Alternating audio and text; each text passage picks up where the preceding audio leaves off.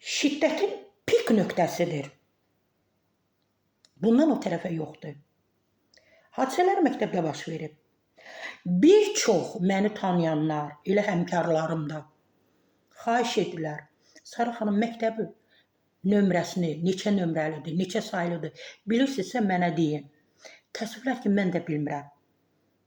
Hansı məktəb olduğunu, hansı rayonda yerləşdiyini, hansı kənddə, hansı bölgədə olduğunu bilmirəm. Amma bu məktəblərin, şagirdlərin o geyimindən, ümumi belə görünüşündən mən düşünürəm ki, Bakıda yerləşən hansısa məktəblərdən birisidir.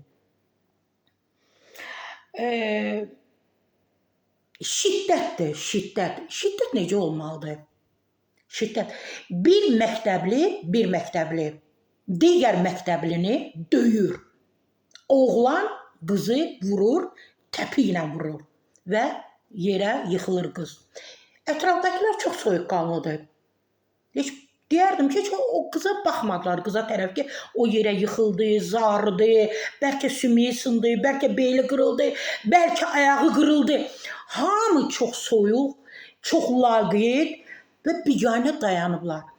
Ay məktəblilər, hər birinizin başına bu gələ bilər. O təpi atan var ha, o təpi ilə qızı vuran var ha, o şiddəti hər birinizə göstərə bilər. Niyə susursunuz? Belə mi ondan qorxursunuz? İmkanlı mı ailənin övladıdır? İmkanlı bir kişinin övladıdır? İmkanlı bir qadının övladıdır mı? Kimdir bu? Nəçidir bu?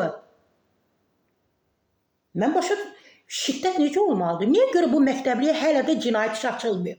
İndi yəqin ki, belə sorğuma cavab verəcəklər ki, danışıqlar aparmışıq, tənbih etmişik, maarifləndirmişik və bir də bunu etməyəcək. Heç kim heç nədən sığortalanmayıb. Məhz həmin o təpi ilə qızın beyninə vurub, yerə uzadan o oğlan var, tərbiyəsiz. O sığortalanmayıb. O gedəcək sabah evlənəndə arvadını da belə döyəcək. Dünyaya gətirdiyi o evlad olacaq qız uşağı. Onu da belə döyəcək. Qaynanasını da belə döyəcək.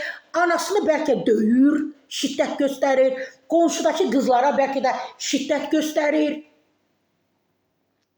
Bəlkə də müəlliməsini, qadın müəlliməni vurub, ona da şiddət göstərib. Niyə görə? Bax, məhz şiddət belə olur. O qızı vurdu, şiddətlə vurdu. Özünüz də gördünüz ki, ayağıyla necə onu təpi ilə vurdu. Qız demək olar ki, bayıldı. Bu məktəbli bayıldı.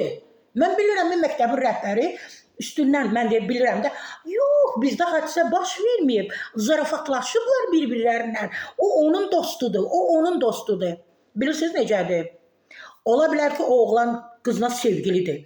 Ola bilər ki, o qıza 1 manatlıq bulka alıb, 2 manatlıq qojik alıb, 1 manatlıq çay alıb. Ola bilər. Ola bilər onu evinə qaparıb, yatağa da salıb, onunla yatıb da.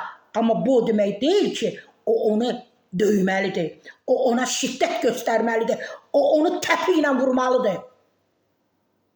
Mən düşünürəm ki, mənim çağırışımdan sonra onu tənbih eləmək yox. Məhz, indi deyəcəklər məktəblidir, az yaşlıdır. Bu oğlana mütləq cinayət işi açılmalıdır. Valideynlər susur. Ata-ana susur. Qarşı tərəfin valideynləri susub.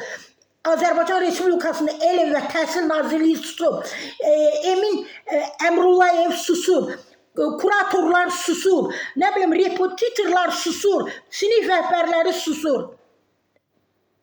Mütləq ölçü götürmək lazımdır və bu qıza göstərən, şiddət göstərən oğlanın, onu təpi ilə vuran oğlanın kimliyi aşkarlanmalıdır. Mən çox xahiş edirəm.